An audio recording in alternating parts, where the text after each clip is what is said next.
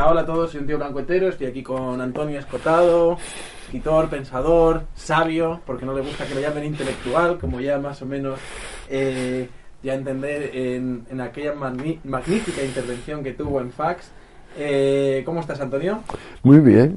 En tu libro Rameras y Esposas decías algo alrededor de Gilgamesh que trasciende los hechizos de Istar, logrando así maldecirla, y decía específicamente que luego tú me has dicho que formaba parte de la Ilíada, ¿era? De la epopeya misma, del libro de escrito me parece que en Sumerio, ¿no? En cuneiforme me parece que está aquello. Pues, él es el amigo de Gilgamesh, Enkidu, el forzudo, el que le dice: maldita eres, ramera, vagarás por los campos, el borracho y el acosado te golpearán. Exactamente eso. A partir de ahí, podríamos decir que este mito habla en parte sobre la domesticación del poder sexual femenino frente a lo que podemos entender como la viril fuerza bruta, ¿no? Que también hace referencia a ello en tu libro. ¿Puede la mujer rebelarse contra la viril fuerza bruta sin reconciliarse con este poder sexual suyo, que podría estar revelado en el cuerpo de la ramera? Pues mira, hay que darse cuenta de que tras la guerra más o menos caliente entre los sexos, entre el varón y la hembra, hay como dos grandes arquetipos de terror. El más inmediato es el que, por ejemplo, Goya pinta, de que el padre se come al hijo. Eso, pues, Cronos es lo que intenta con todos sus hijos. Hay que darse cuenta de que ese arquetipo del padre que se come a los hijos o que de alguna manera limita su desarrollo, viene de otro arquetipo que suele olvidarse y que se cumple casi con certeza en la naturaleza, allí donde las hembras tienen más tamaño que el macho. Eso es un acuerdo de la madre con alguno o todos los hijos para destronar al padre. O sea, lo de comerse a los hijos no es arbitrario. Lo de comerse a los hijos es la consecuencia de experiencias repetidas de que la madre se alía con uno de los hijos para derrocar al poder, digamos, viril, al falo, de hacer que el falo se reduzca o no tenga validez en la película. Y sobre el fondo de esas dos terroríficas imágenes, pues discurre todo el resto. Y en ese librito, en el de Rameras y Esposas, yo intento dar 4 ejemplos de mezcla de armisticio y guerra.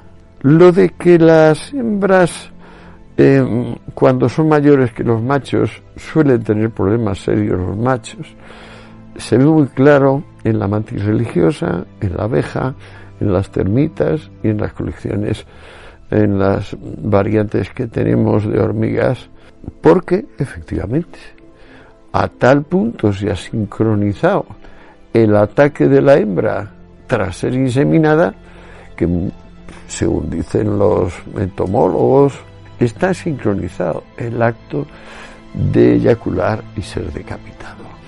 Donde más claramente se nota es con la mantis religiosa, que efectivamente en el momento en que nota la emisión arranca la cabeza del macho. También pasa con la viuda negra, porque se me había olvidado, y por supuesto con todas las colonias entomológicas. Bueno, entonces, como los machos suelen tener más tamaños que las hembras, no se produce esta truculenta secuencia de que, mira, vas a eyacular y vas a ser decapitado al mismo tiempo. Bueno, ese es el fondo, digamos, de la naturaleza, de la intemperie. Siempre que pensamos en la relación del hombre con su medio, unas veces pensamos que el medio es hostil, otras veces pensamos que es benévolo. Yo diría que todo medio es intemperie y que si el viviente no consigue una forma de relacionarse, coordinarse con él, será una intemperie letal para él. Es decir, ese individuo o esa especie no va a sobrevivir. Ser apto es aumentar la velocidad y cantidad de conexiones que tienes con el medio. La familia final de todo esto es un varón totalmente domesticado, José.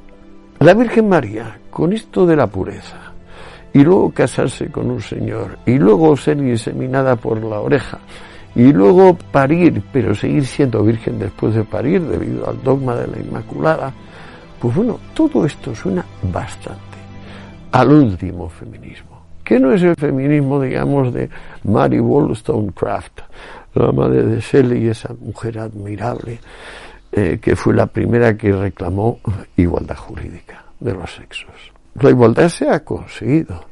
Ahora, la posición de tener un marido que no es marido, que simplemente trae dinero y que es un inferior respecto del hijo y de la madre, esto es lo que en el libro se muestra como cosa convergente y repetidísima en los 5 o 6 evangelios. La convergencia es esa. Se trata de un matrimonio donde la madre tiene un estatus divino o semidivino y el padre completamente humano. Tú fíjate qué cosa más extraña, porque estamos hablando de asuntos de hace 2000 años, pero que cobran una dramática actualidad de estas últimas manifestaciones del feminismo. Yo no reconozco nada de Mary Wollstonecraft o de la igualdad jurídica entre sexos, por la cual daría la vida, en lo que ahora se está pidiendo. Porque lo que ahora se está pidiendo no es el San José, digamos, que toda la Edad Media se burla de él porque es un cornudo, así es como se le representa en muchas procesiones que fueron prohibidas por el clero, naturalmente. Lo que ahora se presenta es a un San José teóricamente sanguinario, es decir, parecido a Cronos comiéndose a sus hijos. Qué cosas curiosas, qué vueltas da la fortuna. En referencia a Ishtar y a la figura que tenemos de la ramera o de la prostituta, o sea, para algunas, en nombre de esta emancipación femenina, ¿no?, la prostitución ha pasado de ser el oficio más antiguo del mundo a, como decía Carmen Calvo, de nuestra presidenta del gobierno ahora mismo, a la forma de esclavitud más antigua del mundo. Es grotesco, y hay que perseguir al cliente también. Y la persecución a los puteros se ha convertido ahora en algo bastante de moda dentro de determinadas corrientes feministas. Hay unas chicas, por cierto, que se llaman las Toganda Rebels, que tienen canales de YouTube con muchos seguidores y que tuvieron muchos vídeos virales, y que de hecho han participado en jornadas del Partido Socialista en que hablan abiertamente de perseguir a los puteros y que hablaban incluso de que la pornografía era masturbarse con violaciones. Eso lo ponían hace poco en Instagram y se quejaban de que les habían bloqueado la cuenta. Hace ya 20 años que policías de buen ver en Los Ángeles y en San Francisco hacen la calle para capturar clientes. Y o bien extorsionarles ellas en privado, o bien efectivamente procesarles por complicidad en crimen. ¿Qué opinión te merecen a ti estas declaraciones en las que se dice que la prostitución es la forma de esclavitud más antigua del mundo? Me dicen muchas veces que esto es una traición a su género. Pues claro, y mi mujer también te lo dirá. Cualquier mujer que de verdad no tenga grandes traumas y viva en la órbita occidental sabe que está en una situación inmejorable, por lo menos una situación inmejorable comparada con el pasado. Y yo diría que 9 de cada 10 mujeres no tienen ni idea de estas cosas de la conexión entre capitalismo, patriarcado, violencia machista. No tienen ni idea de la trampa inicial que hay, por ejemplo, en la legislación española de este caso, donde no se permite investigar ni publicitar quiénes son los violadores concretos, es decir, cuál es su religión o cuál es su procedencia o su etnicidad. Es decir, ahí se nota la mala fe hasta qué punto lo que se quiere es imponer una versión del varón, pero no quieren saber de qué varones hay en el caso. Hay un odio a lo concreto, parecido al que en general tiene el idealismo ante el realismo, y hay un excitar todo lo que pueda ser excitable de rencor, oposición. Sin guerra civil, digamos, no se progresa, dijo Marx en el 48. Y con esta seguimos. Y si no es guerra de clases, porque el proletariado vota conservador, pues entonces será guerra de sexo, y si no es guerra de sexo será guerra de cultura. Tiene que ser guerra, de una forma u otra.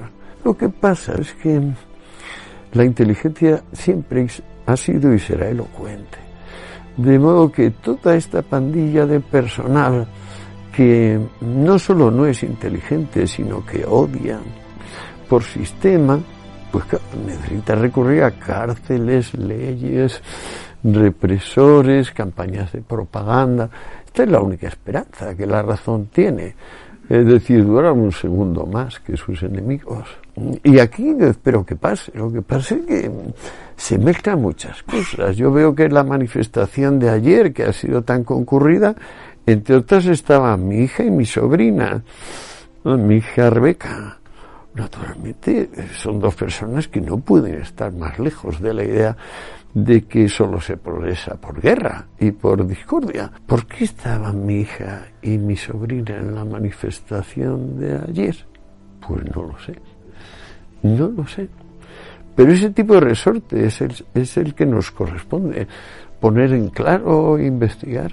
Muchas veces cuando el feminismo habla de determinadas situaciones que atañen a las mujeres, muchas mujeres se sienten interpeladas por esas cosas porque interpretan, joder, a mí me ha pasado esto, cuando ellas dicen, no, yo para ir a la calle por la noche pues tengo que tomar X precauciones que los tíos no, y hay una serie de preceptos ahí que ellas lo escuchan y muchas veces dicen, joder, entiendo lo que me están diciendo y creo que tienen razón. Hay una... Claro, pero entonces, digamos, la mujer siente que hay peligro en salir por la noche sola. Bien, pues puede ser, pero ¿cómo se consigue que haya menos peligro para salir por la noche sola? Por ejemplo, poniendo un toque de queda, que nadie salga a partir de las 11. Por eso, es que entonces los remedios que se presentan son invariablemente mucho peores que la enfermedad. Una y en otro caso, pues por supuesto que están en peligro las mujeres, los hombres, están en peligro todo el mundo. Lo que de verdad nos pone en peligro es pensar que hay otra virtud civil que la concordia. Eso sí que nos pone en peligro. Pero, por ejemplo, mi hija y mi sobrina, cuando van a la manifestación de anoche, no se dan cuenta de que están colaborando con la discordia. Y esto es lo preocupante del caso. Es decir, los seres humanos son gregarios, bien, y como gregarios pues son arrastrados por lo que hacen muchos, unos pocos.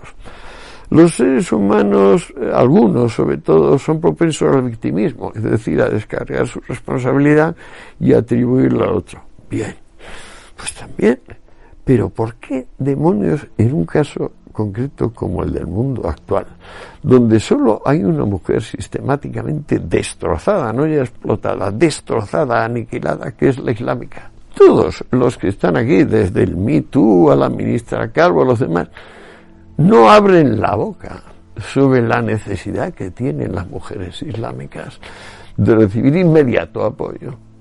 Pues yo no lo entiendo.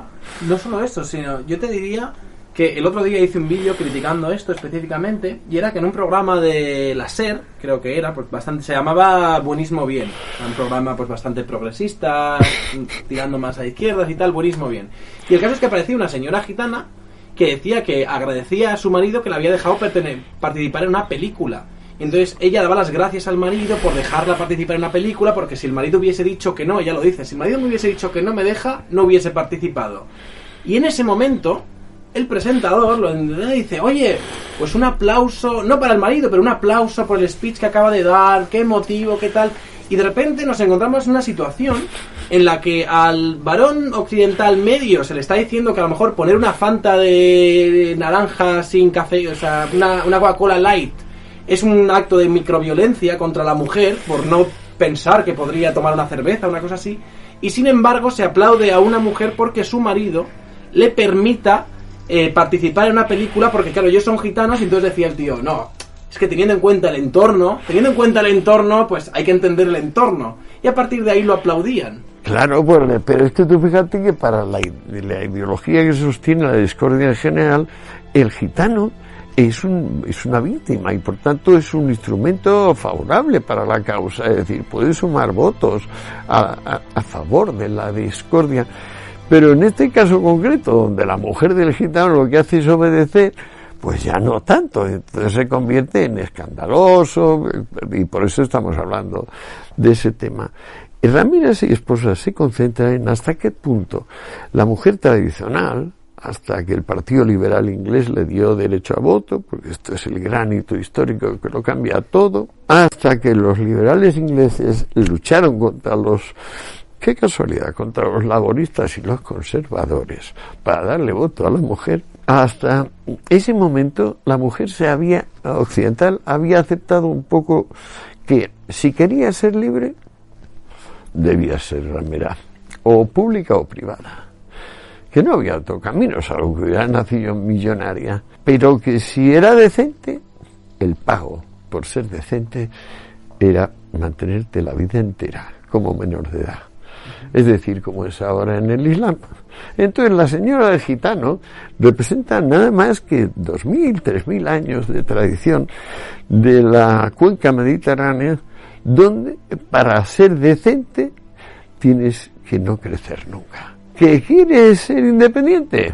Pues mira, chica, como en el Imperio Romano, métete, paga el impuesto de rameras y ejerzas o no la prostitución. Puedes cambiar de domicilio, puedes comprar, puedes vender, puedes hacer lo que quieras. No tienes un padre, un hermano, un marido que te manda todo. Y este tutelaje por parte del padre, el hermano, el marido, ¿no?, que manda sobre las mujeres en este caso, me da un poco la sensación de que en estos últimos tiempos no se está intentando erradicar por la libertad de las mujeres o por la plena de las mujeres, sino que se está intentando intercambiar por el tutelaje de una serie de feministas institucionales que van a cambiar el capitalismo y el patriarcalismo y lo van a convertir en matriarcalismo y comunismo. Y es asombroso, porque estas personas que habrán leído un par de libros en su vida no tienen el menor inconveniente en pontificar sobre fenómenos como la evolución de la cultura occidental, el sentido del dinero, cómo se riqueza ficticia, riqueza real.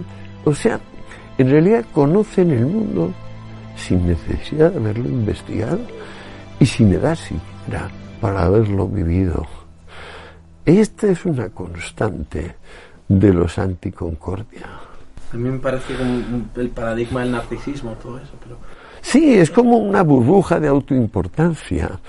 O sea, como no hay identidad propia real, entonces con tal de ser uno inmortal personalmente, cosa imposible, pues solo se consigue, pues eso, adhiriéndose a alguna fe. Por ejemplo, en este caso, a la fe en la revolución. Antes la revolución era el día del juicio, y ahora pues la revolución sigue siendo cosas pintorescas, pero siempre es cambiarlo todo y a mucho mejor. Actualmente tenemos 80 años de muestra de que el camino específicamente marxista lleva siempre a la desnutrición y a la represión. Pero a pesar de todo es más fuerte el alma que dice no y que cree que no tiene el mismo valor ontológico que sí. No se dan cuenta de que la antítesis siempre necesita una tesis previa. O sea que para decir anti algo es preciso que haya el algo. No se han dado cuenta, pero es que me temo que no se van a dar cuenta que esto es un espíritu, esto es un alma del mundo. Y el alma del mundo que decide identificar el no ser con el ser, caramba, esto es muy fuerte. Esta lleva mucho tiempo viviendo. Y es como, no sé, es proteica, puede cambiar de rostro, pero por mucho que la mona se vista de seda. Bueno, se queda. Lo hablé ayer en un directo que tuve, pero era una viñeta en la que había un señor como con un tenedor gigante que lo iba a meter en un enchufe, y el enchufe ponía que era la economía y el tenedor gigante ponía que era el socialismo. Un cortocircuito. Entonces había un tío que le decía, ten cuidado que te vas a hacer daño. Los otros que lo han intentado antes que tú se han hecho mucho daño haciendo eso. Y él lo decía, los otros lo han hecho de la manera incorrecta. Sí. ¿No? Y es una cosa que yo creo que se atribuye mucha gente. Yo creo que sobre todo cuando es adolescente, a mí me pasaba mucho que nos atribuimos como cierto espíritu mesiánico. Pero tú eres joven, pero aún así tienes tiempo de haber pasado por la época, digamos, de fe en la revolución, de marxismo. Sí. Yo igual que tú, solo que en una época un poco más peligrosa y comprometida, donde desde luego lo de ser marxista no daba dinero. Al contrario, te metían en la cárcel o te fusilaban. Pero yo recuerdo bien por qué. O sea, yo me hice revolucionario confiando en que eso era el camino de la compasión, de la humanidad, de la ciencia, del progreso. Es decir, que con eso no es tanto que me cumpliese yo, como que ayudaba a los demás. Me tomó mucho darme cuenta de que estaba equivocado. Pero, por ejemplo, la parte más dramática fue que, aunque yo lo había relegado, lo había leído 3 o 4 textos suyos, la lectura de Karl Marx detallada, de toda la obra, digamos, como al final acabé haciendo, hasta leer todas sus cartas también, daba por seguro que Marx era una gran cabeza, que había influido en el nacimiento de las ciencias humanas, la ciencia social, que era un hombre muy culto, muy articulado, muy profundo. Pues claro, 2 años y medio así de dedicación incompartida a Marx me dejaron planchado y estupefacto. Es decir, ni había fundado nada, ni siquiera tenía coherencia, ni siquiera era capaz de escribir legiblemente. Tenía que hacérselo Engels o su familia, pues tenía una letruja indescifrable. Y por supuesto era un camelista, es decir, tenía vagos, muy vagos conocimientos de todo, salvo de las noticias económicas de su tiempo, donde ahí le reconozco un meritorio trabajo. Digamos, durante 10-15 años este hombre leyó todo lo que salía en los periódicos sobre fenómenos económicos y también leyó todos los tratados que había, que eran pocos. Pero él leyó a fondo a Ricardo, a Smith, por ejemplo. Pero yo no sé si soy yo raro. Y entonces, pues eso necesito experimentarlo, verlo con mis propias manos, como vi que no era buena la solución de la revolución, que era un camelo, que era una masacre destinada a reproducir las más horribles pesadillas que no me podía tener, pero aún más disgusto me llevé cuando comprobé que Marx era un camelo, es decir, que era un tonto, finalmente era un tonto y un mentiroso. Yo no podía estar más lejos de eso durante 40 años de mi vida. ¿Cómo salí de eso? Pues estudiando. ¿Qué proporción de seres humanos les gusta estudiar? Y aquí viene la pregunta del millón. ¿Soy yo un perro verde o no? ¿Por qué demonios?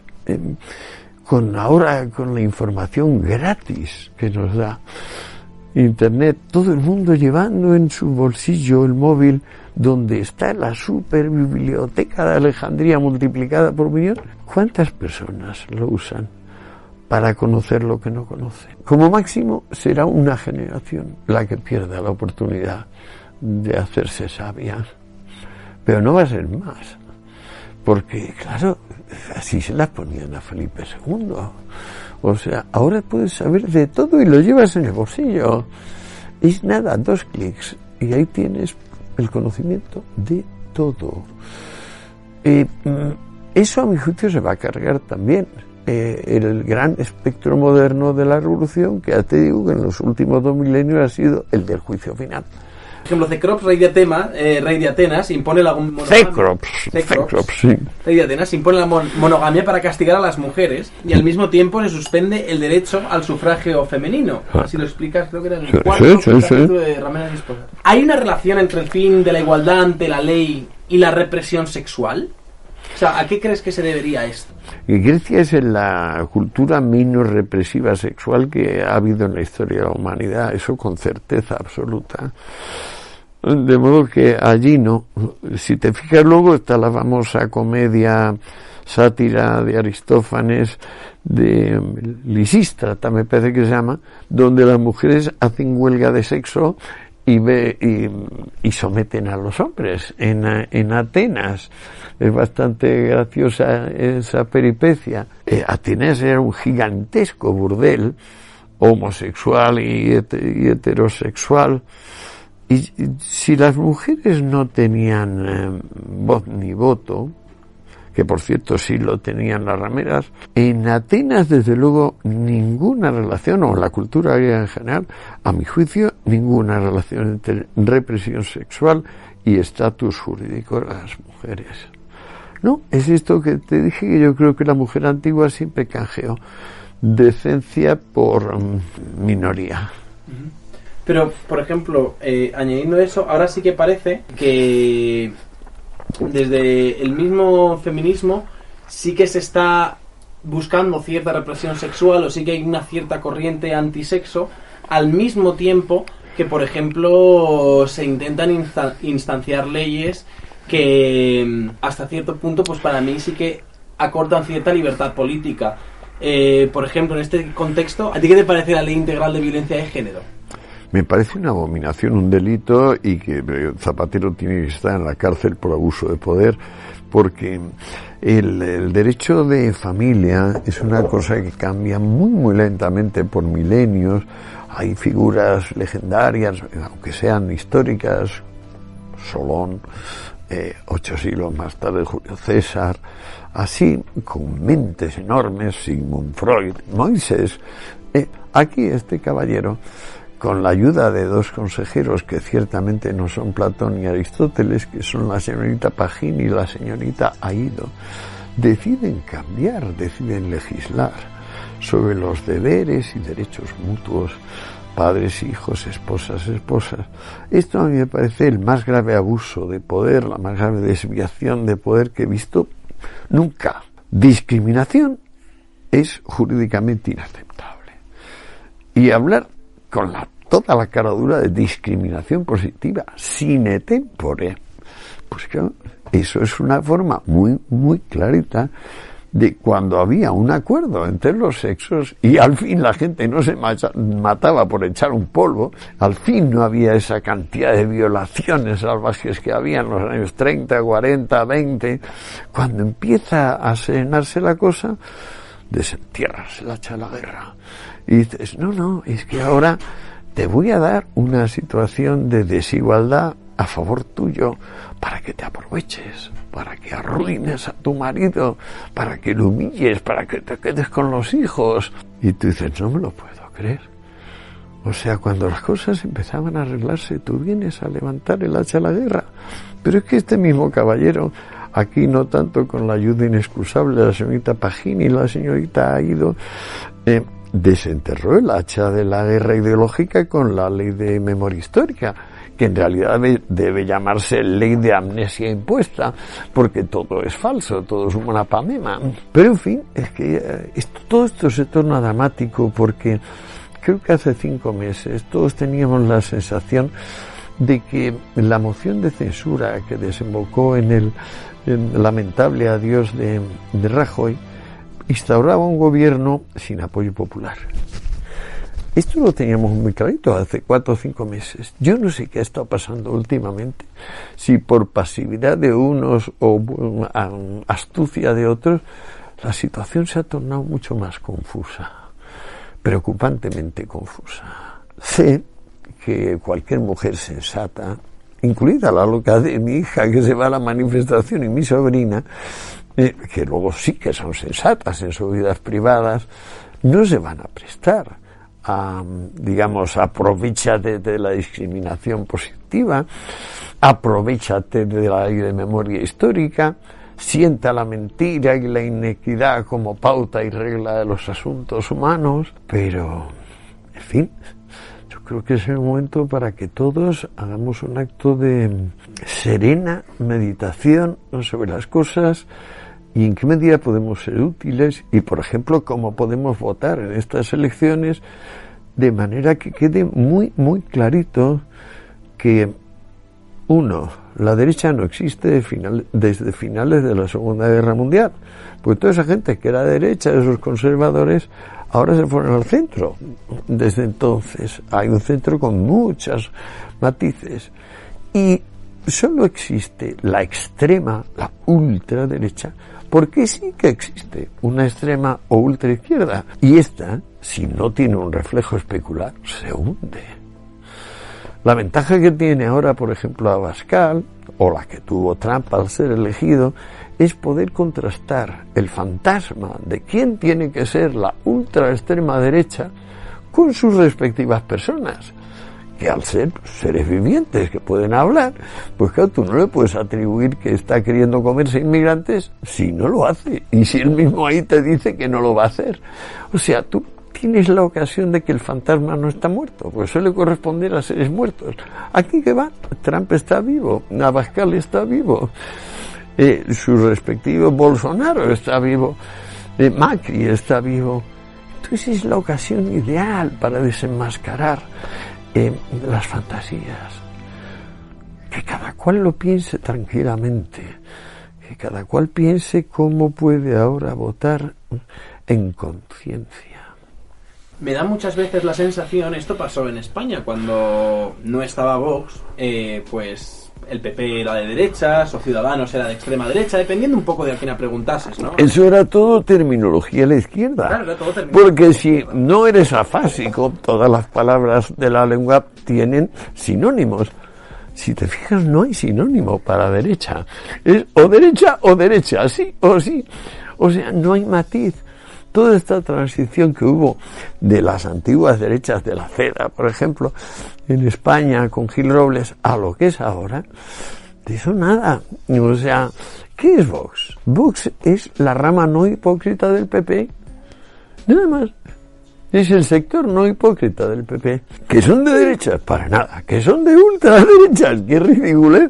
Pero si lo que quieren es simplemente proseguir lo que Europa lleva haciendo desde que se constituyó como Europa, que yo diría que es desde el puente aéreo de Berlín, que al fin acabó con el odio de franceses, ingleses y alemanes que llevaban siglos y siglos odiándose a muerte. A partir de entonces se dieron cuenta de que no, y ahí ha florecido la UE, que es con mucho la institución política más larga y más benévola que ha conocido la historia de la humanidad. O sea que estamos mejor que nunca, pero que, claro, los que apoyan la discordia, los que creen que solo ese camino nos lleva a una mejora, pues siguen ahí, y ahora tienen como más, es un pequeño momento como de redoblar de campanas.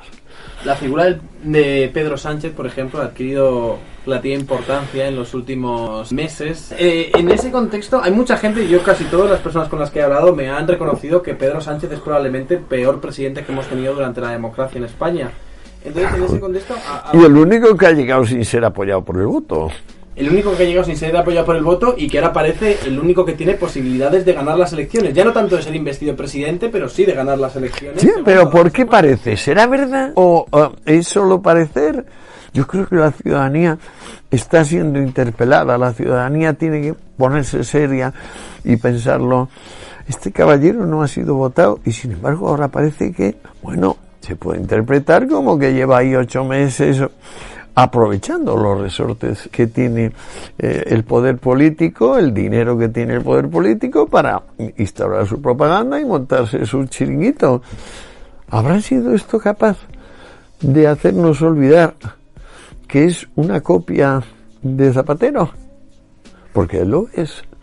Pero Zapatero era capaz de hacer frente a un diálogo sin preguntas pautadas de antemano. Yo estoy seguro que Sánchez es incapaz.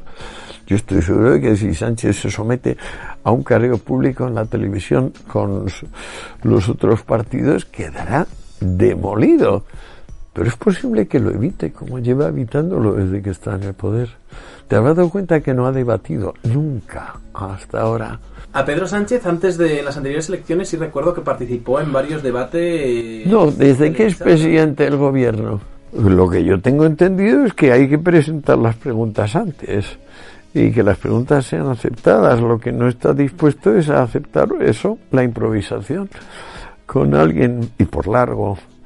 Espero que no pueda evitarlo y confío en que si no puede evitarlo, pues tenga el destino que tiene la falta de inteligencia frente a la inteligencia. Veo que, por ejemplo, los asuntos que hemos tratado antes de feminismo, la ley de violencia de género, cosas así, Ciudadanos, a mí me da la sensación de que sí podría llegar a estar perdiendo ciertos apoyos en tanto en cuanto se posiciona de una forma muy tibia con cosas que yo veo a través de las redes y a través de mucha de la gente que me rodea que no quieren de alguna manera votar a Vox o irse a sitios que a lo mejor no interpretan como cercanos a su línea ideológica, pero que ven que Ciudadanos de alguna manera sí que está teniendo cierta tibieza y por intentar de cara a la galería tener una cierta imagen, pues no se llegan a posicionar claramente con respecto a ciertos asuntos como puede ser la ley integral de violencia de género que hasta hace poco están defendiendo. El otro día Inés Arrimadas estaba hablando de la brecha salarial, que a mí me parece una desgracia intelectual y tanto, tienes toda la razón. Que se pueda hablar de esto en estos términos dándole cierta validez No, es que la solución de la brecha salarial sería un decreto de igualación que equivaldría a destrozar la economía nacional y va a destrozar toda sensatez y sentido común del asunto, por supuesto. Pero pudiera ser que Ciudadanos, con tal de ganar votos, hiciera lo que fuere y sobre todo perdiera identidad. Y al perder identidad, no quedase claro aquello para lo que nació, heroicamente como nació Rivera solito en Cataluña o con 4 amigos y diciendo que no, que yo me opongo a esta castaña, aunque tengan 7.000 millones todos los años extra que les dio Zapatero a través de la gestión del IRPF, que ahí también el señor Zapatitos ha hecho las suyas. No, aunque tengan eso, Albert se alzó, creó Ciudadanos y el partido es el más votado de Cataluña. No hay un político heroico desde la transición como Albert. Es joven, no tiene experiencia, tiene que rodearse de personas que forzosamente recibirá, pues eso, buscavidas, desalmados, gentes que quieren progresar a cualquier precio, pero él necesita cientos y cientos de ayudantes. En este momento es muy delicado. Un estadista tiene que tomar decisiones que a primera vista pudieran parecer impopulares, pero que luego, en cuanto demuestre que está dominado por lo políticamente correcto, porque él cree que va a perder votos si no se alinea con lo políticamente correcto, creo que una mayoría del país se ha dado cuenta de qué hay detrás de lo políticamente correcto. Entonces, el sentido ciudadano, y espero que Albert no lo olvide, es ser uno de los instrumentos para romper el bipartidismo y instar algo parecido a un gobierno de reconciliación nacional. O sea, que quede clarito que a los españoles, no por patrioterismo, sino simplemente por conveniencias socioeconómicas inmediatas y a largo plazo también, que a los españoles solo tienen un enemigo, los secesionistas y el eje chavista islámico, que es el fenómeno de mayor integración, porque claro, ¿qué hay detrás de políticamente correcto? Creo que gran parte del país sabe que detrás de la pamema de lo políticamente correcto no hay nada más que marxismo contrariado. Ahora sí, ya desde el 67 se forma la OLP, que es la verdadera central terrorista del mundo, y con dinero árabe y fundamentalmente ruso viene Arafat a levantar la bandera de la Revolución Palestina, que todavía está ahí. Bueno, ahora tenemos muy clarito que por un lado hay unos señores que por fortuna son feos y tontos como los de Bildu y los de la CUP, y que por ahí lo van a tener muy difícil, y por otro lado está esto, el gran eje de los que han perdido históricamente su papel como espíritus redentores de la humanidad, que son por una parte el Islam y por otra parte el marxismo, que se unieron ya muy clarito con el abrazo de Chávez y Ahmadinejad. Hay mucha gente que todavía creo que relaciona el concepto de capitalismo con algo que es contrario ya no tanto a los derechos humanos, sino que lo han disfrazado a una clave de... El otro día, por ejemplo, Antonio Baños dijo que el capitalismo era algo contrario a la vida... Incompatible con la vida. Con la vida plena. En un sistema com aquest es tracta de poder viure, i com deia Josep Manuel Busqueta, el capitalisme és incompatible amb la vida digna, amb la vida àmplia, amb una vida en la que puguis veure... Querido Antonio, vaya. Qué gracia, ¿el capitalismo es incompatible con la vida? Sí, yo creo que sí. Es imprescindible para hablar con otro, desde luego el respeto, pero ante todo saber de qué se habla y manejar datos en vez de fantasías. Uh-huh. En este caso, Antonio hablaba de que el capitalismo es incompatible con la vida. Luego lo amplió a la vida amplia. Pero claro, desde Einstein y antes también, sabíamos que toda realidad es relativa. Es decir, que si no se puede comparar con otra, pues es una pura vaguedad, es bla, bla, bla. De modo que esa vida amplia, Antonio, ¿dónde se ha dado? ¿Dónde se ha dado? Sí. ¿En qué momento histórico Sí. se ha dado? O ahora, ¿en qué lugar? Se ha dado evidentemente espuriamente, se ha dado en pocos momentos. Hombre, ¿En cuáles? El primero que me viene a mí sería el verano del 36 en Barcelona, por ejemplo, con las colectivizaciones y el corto ¿Y verano eso de la fue el anarquía. momento de la vida amplia? Desde mi punto de vista fue un bonito momento en el cual se podía imaginar una vida amplia. Pero, Plantea, Antonio, pero en la historia de la humanidad vamos a tomar en consideración lo que pasó en el 36 aquí. Como Dicho en Barcelona, un sí. testimonio, digamos, comparable. usted me ha preguntado, yo le he contestado. No, pero primero dijo incompatible con la vida. Cuando yo le dije, ¿en serio? Dijo, bueno, con la vida amplia, que luego ya la precisó que fue unos momentos del 36 en España, cuando Companys mataba a Mansalva por allí. Pero bueno, a Baños le parece que en ese momento hubo la vida amplia. Baños tiene la sensación de que hace más por la humanidad el empleado que el creador de empleo. Claro, esto es un disparate completo. Y además está basado en que el creador de empleo trabaja menos que el empleado, lo cual es obviamente mentira, porque si el empresario no trabaja hasta el triple que el empleado, simplemente se va a pique su empresa. Pero la especialidad que ha permitido a Occidente llegar donde está es precisamente que le dices al empresario, cuidado, si no te sale, yo no te voy a ayudar. Ahora, también te digo que si te sale, tampoco te voy a expoliar. Sobre esta base, sobre la base de que el trabajo rinde al hombre y se lo puede crear, la hora o el año de trabajo ha rentado tan mucho más que en las sociedades donde esto no sucede, o sea, donde hay servidumbre, donde hay esclavitud, que simplemente se ha impuesto aquella sociedad donde el trabajador podía apropiarse los frutos de su trabajo. Toda la película que monta Baños, que por decir Baños, pero en fin, que viene de Marx, es que una causa inexplicable no se toma en cuenta que los grandes empresarios son gente que viene el 99% de ellos del pueblo más bajo. O sea, por ejemplo, Owen, el creador de la primera empresa con 3.000 operarios, trabajaba desde los 6 años y estaba muy orgulloso de haber trabajado desde tan jovencito para ayudar a su familia. Bueno, si ahora te fijas en las grandes fortunas, por ejemplo, Carnegie, Morgan, Robert Bosch, el de la bujía, Karl Rice, el de las lentes, todos son ustedes que vienen del pueblo y se hacen a sí mismos. La idea de que el empleador le roba al empleado es tan grotesca, pero sin embargo está. Tú dices, no hombre, el que crea empleo, el que es capaz de realmente producir riqueza real, no fantástica, pues ese es el hombre de mérito. ¿Por qué no se miran las cosas un poco como son?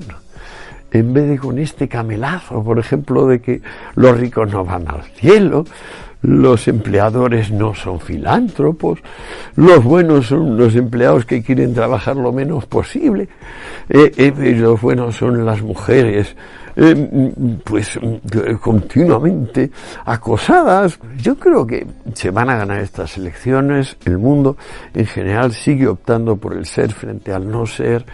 La concordia va a seguir primando sobre la discordia. Pero qué disgustos, qué preocupaciones, qué sobresaltos me causa ver que mis congéneres estudian tan poco, dedican tan poco rato a informarse de lo que hablan, a saber lo que dicen, con qué soltura se pasan al dogmatismo.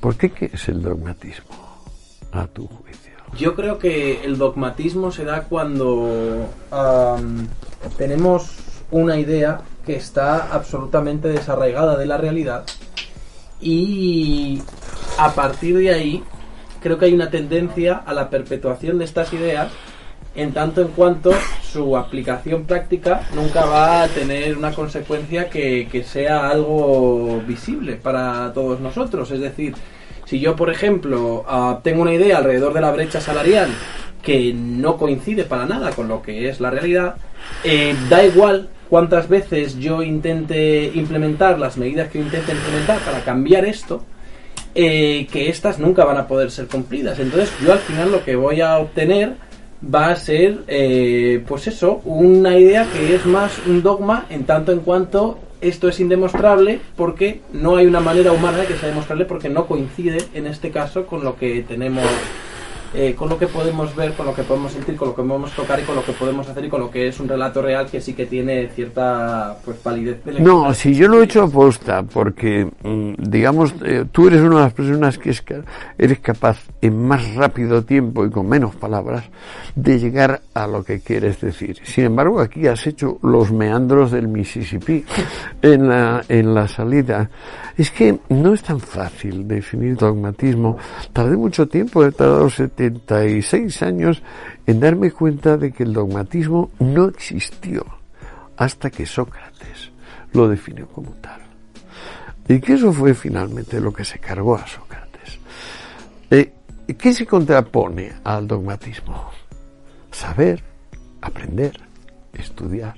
El dogma es nada más que la confianza en lo que sea, en la afirmación que fuere, pero confianza infundada. O sea, se puede definir también como a priori en general o prejuicio. Pero hasta Sócrates no se había conseguido identificar, fíjate que tiene diversas ramas interminables, no se había conseguido unificar el concepto, porque no tenía el hombre tan claro que del consejo délfico, conócete a ti mismo, de eso se derivaba inmediatamente, pero inmediatamente, sin mediaciones, el destino humano, es saber. La especie humana va a la catástrofe si no hace del saber su centro, su meta, su instrumento, su medio y su final, su ahora mismo y su mañana. Esto lo puso clarísimo Sócrates, pero nadie lo había puesto antes. Luego viene el gran Aristóteles a confirmarlo con su vida. ¿En qué sentido el no dogmatismo se impone al dogmatismo? Pues que los no dogmáticos siempre son felices. Sócrates fue insultantemente feliz, a pesar de que era gordito, feo. Si pesquisas en la vida de estas gentes, no hay lo más leve rastro de histeria, neurosis, aburrimiento, pérdida del tiempo. ¿Qué tienen en común? Pues que el ser humano está obligado, está comprometido a saber. Y saber es justo lo contrario de dogmatizar. O sea, es pasar del prejuicio al juicio.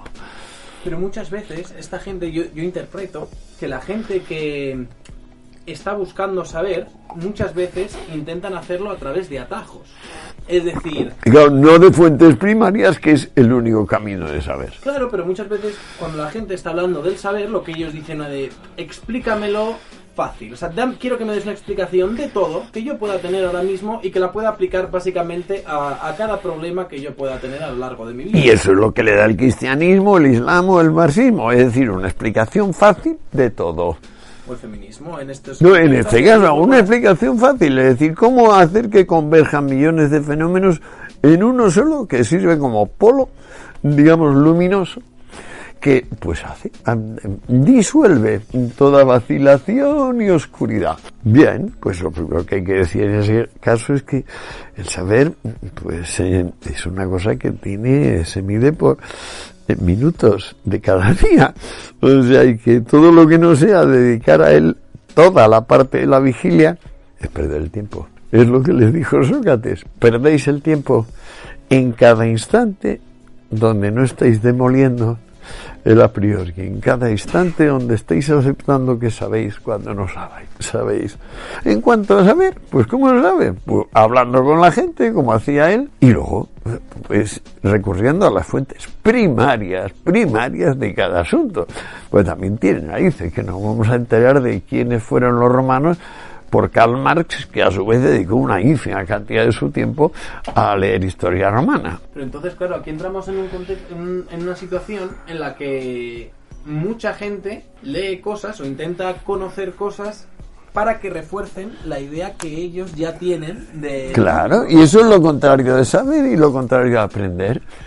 pero ahora mismo con internet, con las redes sociales, estamos creando ciertos microcosmos afines a cada uno, en la que nos rodeamos de mensajes que solo nos dicen todas aquellas cosas que nosotros queremos escuchar. Que va. O sea, está vigente el teorema de Shannon, aquel del 36, que dice: cualquier manejo de los mensajes reduce su contenido de información.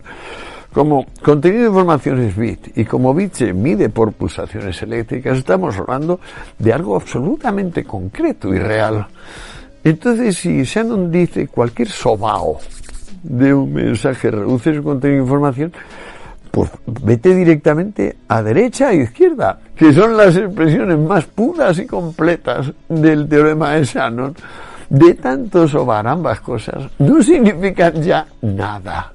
Literalmente nada. Y bueno, tú dices que las personas están dispuestas a esto y lo otro. Bueno, no hay que olvidar que el principio de inercia rige el mundo físico.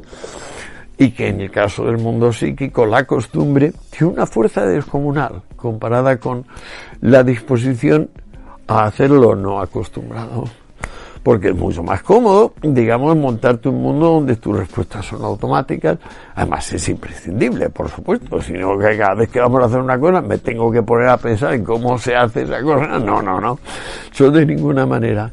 Pero en cuanto a saber qué pasa, es imprescindible actualizar el conocimiento en todo instante, y solo se puede actualizar a través de fuentes primarias. Y el que te dice, dímelo fácil, explícamelo fácil, tú dices, ¿de qué estás hablando? ¿De la galaxia Orión 124? Porque aquí no pasa eso, chicos. A lo mejor en la galaxia aquella, sí. Aquí no, aquí las cosas son complejas. Y tenemos una larga historia de cada cosa y del conjunto de las cosas también. Todo está en tu mano. Es más, lo llevas en el bolsillo, chico. Todo menos fácil. Es fácil para ti informarte, pero llegar a la verdad, una vida entera no basta. A mí me da la sensación de que la gente en realidad no quiere escuchar la verdad, sino quiere escuchar... Ya, es que hacemos muy mal empleando la expresión la gente, porque tú formas parte de la gente, formo yo parte de la gente, y yo te advierto que yo sí formo parte de la gente. Pero me hace mucha gracia esto de la gente, no, eso es inválido. Lógicamente es un sofisma fuerte, sacar de repente en el discurso lo que hace la gente, porque hay que decir si tú formas o no parte de esa gente. Yo formo parte, bien. Pues entonces cuando dices la gente, en este caso parece ser la gente que precisamente no es como tú, porque tú quieres aprender. Y esos que tú mencionas, no quieren aprender, quieren saberlo todo, ¿no? Entonces te diré, nosotros, en ese sentido... Así me gusta. Nosotros tenemos ciertos perfiles ahora mismo y ciertas formas de acercarnos a la realidad, y ahora mismo lo que la tecnología nos está ofreciendo en ese contexto, que por una parte es hiperútil, como tú ya has dicho, tenemos todo el conocimiento en el bolsillo. Todo. Pero por otra parte, tenemos pequeñas realidades que se forman alrededor nuestro que nos dicen exactamente las noticias que queremos escuchar. Los likes a las fotos que has subido. Los likes a las fotos que hemos subido, pero eso es algo más accesorio en ese sentido, pero sí que a la hora de informarnos, yo veo a mucha gente que dice, ¿tú a quién escuchas? Y dice, mira, yo te escucho a ti, leo este periódico, y esto, y el rollo de ninguno de estas cosas van a contraponerse, todas van a ir más o menos en la misma dirección. Claro, y tienes que recordarles entonces, acuérdate de aquel gordito, calvo, feucho que había en Atenas, el tal Sócrates, que dijo que violas tu naturaleza, degeneras como animal, si no eres animal racional. O sea, tienes que ser racional para ser el animal que eres, porque si no, como especie biológica, somos una cagarruta comparados con los corzos o con los tigres o con los elefantes. Lo que realmente nos ha dado el ser es precisamente la racionalidad. Se nos olvida, descansamos. Finalmente yo me estoy pensando en un mundo donde dentro de 50 años serán las 4 o 5 cabezas que realmente vivan para saber, las que gobiernen todo, y lo otro sea un rebaño cómodamente instalado en su zoológico, porque realmente, claro, como no quieren saber, pues no deben obrar, porque solo podrían obrar de forma disparatada. y mejor que no intervengan. ¿No te acuerdas de La rebelión de Atlas, el libro ese de la Ayn Rand? Que es una pesadez, es un tocho de miles de páginas, pero el argumento central es que los grandes empresarios, las grandes mentes del momento se van de huelga. Y estamos hartos de que vayan de huelga los empleados. Ahora nos vamos de huelga nosotros. El mundo queda inmediatamente paralizado, congelado y se va al garete. Con respecto a todo lo que estamos viviendo, da también un poco la sensación, esto también lo podemos ligar un poco con la llegada de Vox, que ahora de repente, yo lo noto, pues sobre todo teniendo un canal que se llama Un Tío Blanco Hetero, de repente hay más hombres que están hasta los cojones. Es decir, es normal que encontrándonos en este contexto de crispación nos enfrentemos a una creciente reacción misógina producto de los excesos de esta narrativa que nos plantean. Es que no puede haber otra solución. Es decir, es que con la discriminación positiva y la ley de violencia de género, lo que ha hecho Zapatero y lo que hace el actual gobierno es excitar la violencia de género, por supuesto. Pero esto es evidente. Es igual que con las drogas, o sea, 50 años de heroína vendida sin receta en la farmacia, ningún yonki. Se consigue hacer ley de pena de muerte para el que venda heroína a un menor, aparece el primer yonki.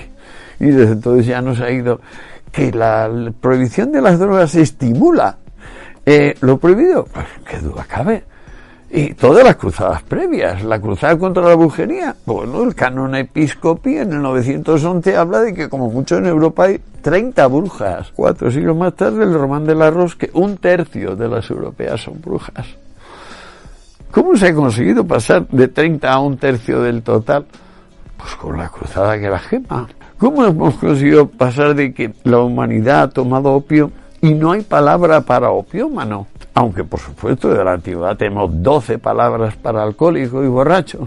¿Cómo ha conseguido la humanidad que una cosa que ha sido considerada siempre regalo terapéutico, don divino por excelencia de la farmacopea, sea algo sin uso, ni médico ni científico hoy en día? Pues con la cruzada. ¿Cómo se va a conseguir que haya más mujeres asesinadas, violentadas? Con la ley de violencia de género. Pero está clarísimo. Yo no creo que haya nadie que lo ponga en duda. Sinceramente, si se pone a pensarlo. Hombre, claro. Realmente lo que esta gente defendería es que ahora mismo lo único que defiende a las mujeres de tal es la misma ley. Pero es totalmente falso, pues ya la propia ley empieza prohibiendo saber de qué religión y de qué nacionalidad son los perpetradores de los delitos. Con lo cual la propia ley reconoce que le importa un carajo la materia, que lo único que quiere es desenterrar la discordia. Y a partir de este desentierro de la discordia hay partidos, bueno, ahora mismo el que más institucionalizado lo tiene es el Partido Socialista en este contexto. ¿Qué tiene que ver el socialismo de González y Guerra con este? Pues apenas nada. Pero este es posmoderno, es decir, este coge eso que, decepcionado en mayo del 68, se pasa al terrorismo durante 10 años y luego, viendo que también aquello se acaba, se instala en el altermundismo y lo políticamente correcto, que es lo que tenemos. Pero no hay cojones de salir de eso, en el sentido en el que ahora mismo se ha formado una superestructura alrededor de esa misma ley que enquista básicamente todo el sistema. Ahora mismo, por ejemplo, tenemos en cada ayuntamiento y en cada estrato político se necesita la aprobación de cierta perspectiva de género, es decir, tiene que haber un profesional que ahora mismo está viendo carreras alrededor de esto, que se meta en lo que es la perspectiva de género para que ellos puedan dar el visto bueno, y todo lo que hagamos, todas las políticas que hagamos a partir de ahora tienen que tener ese check por parte de estos profesionales. Entonces se está creando una estructura súper sólida y muy robusta alrededor de estos temas, de la que ahora básicamente parece imposible quitarse de encima. Hay mucha gente que lo decía con esto que acaba de pasar con Vox, porque Vox decía, no, vamos a quitarle subvenciones, vamos a quitar tal, y decían, si le quitas subvenciones a estos, le estás quitando subvenciones a todos los centros con mujeres maltratadas en el interior. Sí. Es decir, de alguna manera incluso diría que han secuestrado a las víctimas de maltrato, diciendo, si nos lleváis a nosotros por delante, os las lleváis a estas también. Claro. Lo cual hace mucho más perverso esta realidad. Por eso, pero como todo es falso, y ya sabemos para empezar que la ley está, como cualquier ley de esa naturaleza, tipo cruzada, pues evidentemente triunfa fracasando y fracasa triunfando, lo que tenemos que tomar en consideración es de dónde viene la fuente de financiación. Cuando llegó el gobierno de este, publiqué hasta 2 artículos de interpelación directa a la vicepresidenta Calvo, diciéndole, usted van a poner 200 millones de propaganda contra la violencia de género. Por favor, dígame en qué número del boletín oficial del Estado está la licitación de estos 200 millones, pues yo tengo unos amigos y yo mismo con unas ideas sobre esto para reducir la violencia de género. Por favor, precíseme cuándo se adjudican estos 200 millones. Fueron 2 artículos seguidos con 2 meses entre medio. Todavía estoy esperando respuesta, por supuesto. Esos 200 millones se han adjudicado sin duda a dedo, como ha estado haciendo Sánchez desde que llegó al gobierno. Lo primero que tiene que hacer el otro gobierno es ir uno a uno todos los nombramientos a dedo, que son miles, echándolos para atrás, por supuesto. Pero es que hay que hacer lo que no hizo Rajoy, que teniendo mayoría absoluta soporta la ley de patadas en la puerta, soporta la ley de violencia de género, todo, con tal de no perder votos y meterse en un lío. No, digamos, creo que los españoles sensatos tenemos que buscar un gobierno de concentración nacional, que decía Fernando que es imposible en España, pero por concentración nacional entiendo los que están dispuestos a que estos confines territoriales actuales prosperen a través de la concordia y el sentido común, pura y simplemente. Y que se den cuenta de que su enemigo no es la ultraderecha o la ultraizquierda, no. Su enemigo son los altermundistas por un lado y los separatistas por el otro. Que los separatistas podían todavía concebirse si tuvieran mayorías, pero ya saben que hace 30 años que no tienen mayoría. Entonces, si no tienen ni siquiera eso, pues no tienen nada. Póngase en su sitio al que no tiene nada. Entonces, yo quería pedirte, como última reflexión, ¿qué le dirías tú a los españoles ahora que les va a volver a tocar el 29 de abril y nos estamos jugando tanto en este contexto? Mucho, pues que voten en conciencia, que se lo piensen muchito y que se den cuenta de que hay esas palabras que mencioné, las 5 palabras: ultra, extrema, derecha, izquierda y fascista. Se me olvidaba antes, fascista es la 5. Decir, por favor, demuéstreme usted que no es afásico o débil mental clínico, y cada vez que va a mencionar una de estas 5 cosas me emplea un sinónimo. Solamente con eso estoy de acuerdo.